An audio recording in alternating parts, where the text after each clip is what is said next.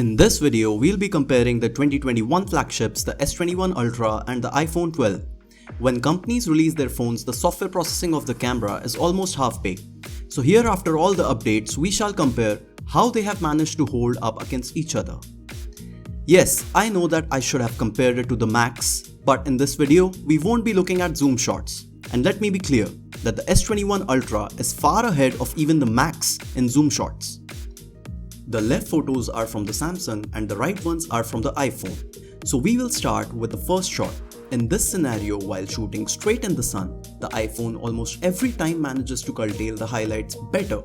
But that is done at the expense of shadow detail. Here in the leaf area, the S21 brings more information than the iPhone. So basically in this shot, they show similar level of dynamic range with just different priorities.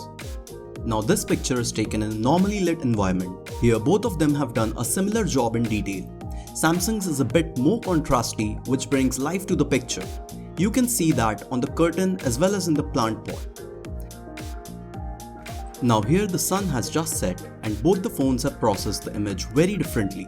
This first one is from Samsung and it has a much better white balance here as compared to what the iPhone has done. It wasn't this yellow nor was it that purple, but still, Samsung captured this image much better in my view. This is a low light picture and both of them have done a decent job considering it isn't the night mode. The leaves are similarly sharp, but the iPhone has a bit more texture on the wall. Maybe it's the deep fusion kicking in. But that's just my opinion. You can write how you feel about the picture in the comments below. Next is also an almost low light shot with neon signs. Generally people say that iPhones have better control over the neon signs, but here we will see for ourselves. First of all, I think Samsung has brought a bit more detail in the street area, and also when you see the hanging lights in the subway, you will find the Samsung gives better color and also better restricting the highlights. In the "We bake our own bread" sign, Samsung has kept the red color as it was. So in all, the Samsung has preserved better detail and controlled highlights at the same time. Now this is a low light shot and before you say, I cleared the iPhone's lens and double checked it. But it has this light flare despite that. I don't think I have to say anything here, it's quite clear which is a better picture. Well, the iPhone actually has a bit more of shadow detail, but the flare and overall exposure ruined the shot for me. Next is the same shot using night mode. The story is similar, both of them have greater detail than the previous shot, but I don't know why the iPhone has much more noise in the sky area. Let me remind you, I haven't edited these shots. They are straight out of the camera. Maybe with editing we can make them look similar to each other, but this is what you get when you point and shoot. This is also a considerably low lit situation. The Samsung has better clarity in my foot, but clearly the iPhone has better texture on the surface. I'll let you be the judge here. Here is a daylight shot. Both have similar clarity, but the iPhone has a better control of cloud detail.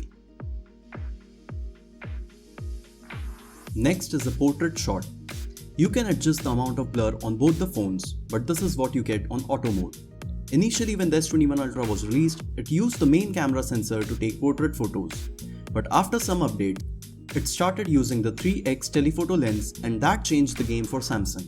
In this particular shot and generally, Samsung has much better cutout for portraits and I have seen iPhone messing up with straws many times.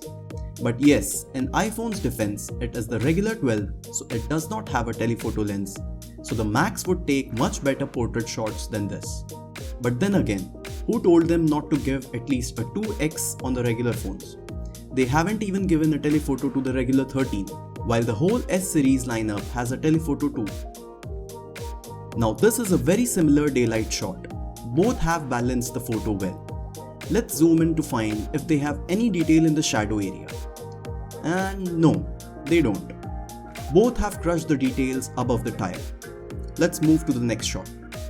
This is a very well lit daylight picture. Some time ago, everyone was bashing Samsung for oversaturating the pictures, but now things have changed.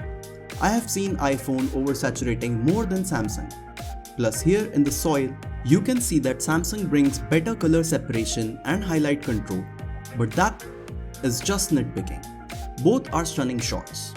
Well, most smartphones today take great daylight shots. This is another of the neon sign test, and Samsung's is clearly much better here. I even took the same shot on S22 and it was also great. This is an ultra wide daylight shot. Here again, iPhone has a bit more cloud detail and both are quite sharp edge to edge with good control on distortion. Next, let's move to the iPhone's territory, the video test. This is a daylight 4K 30fps video and normally both look good, but when you try to see the detail in the trees, you will find that the iPhone has much more detail in the video. I don't know what Android manufacturers are doing. It's been ages that iPhones be recording better videos and they still can't figure out how. Things only get worse when you lower the light, as in this video, see the highlight control and detail on iPhone. That is it for me in this video. Hope you liked it, and if you did, please don't forget to subscribe. See you in the next video. Bye.